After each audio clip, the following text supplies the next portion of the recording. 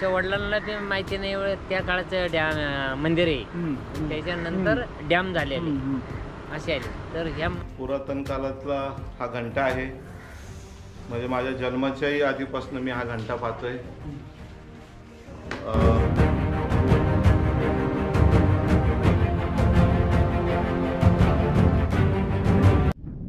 नमस्कार मंडळी, मी गतीश पाटील. मित्रांनो, आज आपण आलो आहे वाकेश्वर मंदिर. मित्रांनो, तुम्हाला माहिती असेल की पवना जो डॅम आहे त्याच्यामध्ये ना एक फार पूर्वी म्हणजे पांडवकालीन मंदिर आहे वाकेश्वर मंदिर.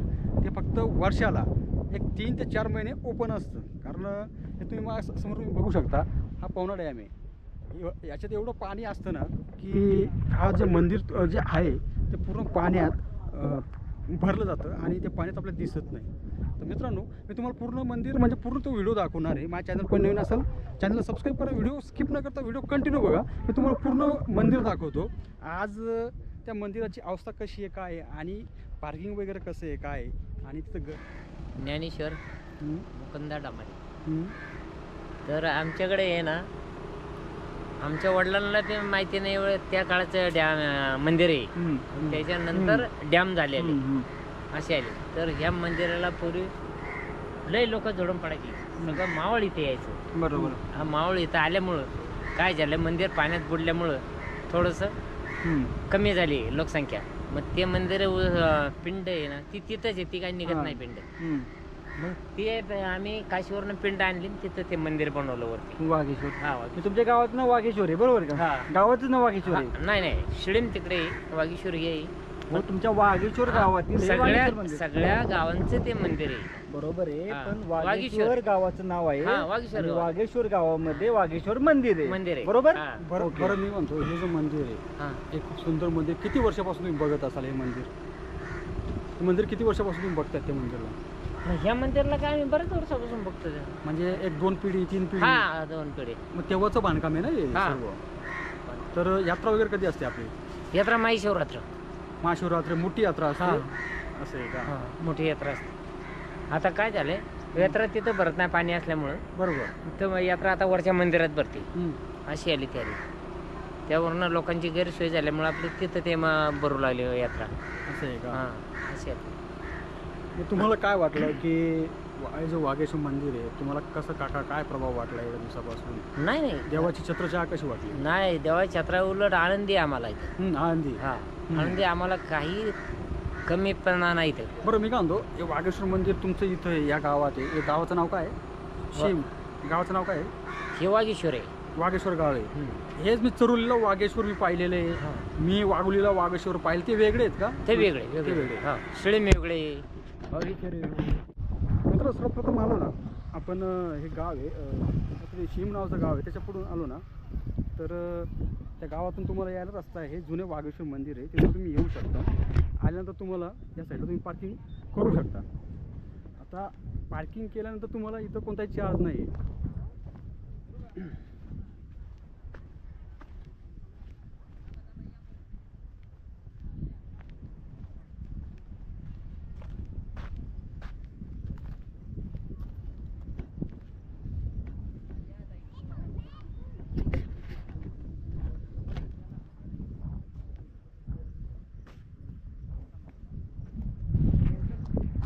जे मंदिराचे काही पहाड आहेत ते आता काही पडलेले आहेत,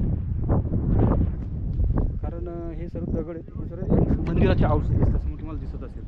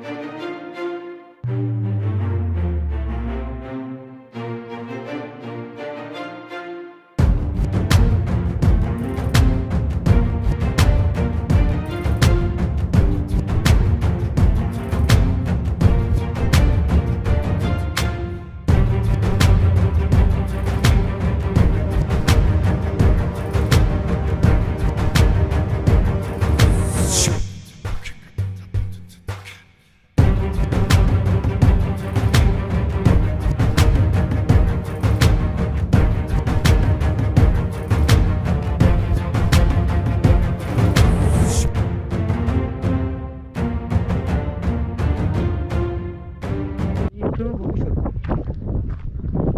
इथं बघू शकता तुम्ही, ही मूर्ती आहे. तर अशा बऱ्याचशा वेगवेगळी म्हणजे मंदिराचा पाठ म्हणू, हा मंदिराचा पाठ आहे.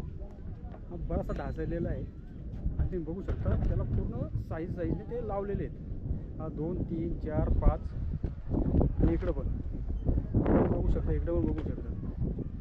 हे मंदिर काय पाण्यात असतं म्हणून हे पाठची अवस्था थोडीशी खराब झालेली आहे. तर हा समोर तुम्हाला दिसतोय, हा पवना डॅम आहे. इथं पाणी कमी आहे, काही आलेले आहेत लोक तिथं फिरत आहेत.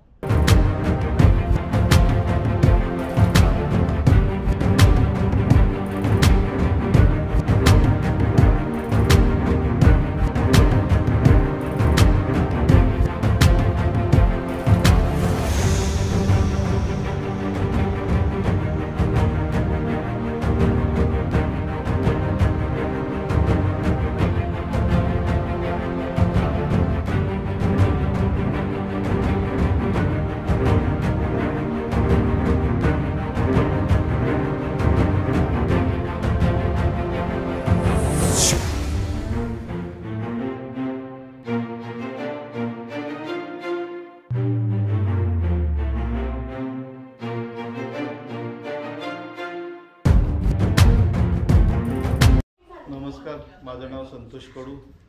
पुरातन काळातला हा घंटा आहे. म्हणजे माझ्या जन्माच्याही आधीपासून मी हा घंटा पाहतोय. भारतामध्ये जे काय 5-6 घंटे आहेत त्याच्यामधला हा पुरातन काळामधला घंटा आहे. किंचित जागा एवढा मोठा घंटा लावलेला आहे. गाववाल्यांनी एक 25 वर्षापूर्वी ह्या मंदिरात स्थलांतर केला. पूर्वी खाली होता, त्याच्यानंतर वरती आणून ठेवलं. ठीक आहे, चालेल, धन्यवाद. नमस्कार. भैरवनाथ मंदिरामध्ये आपल्याला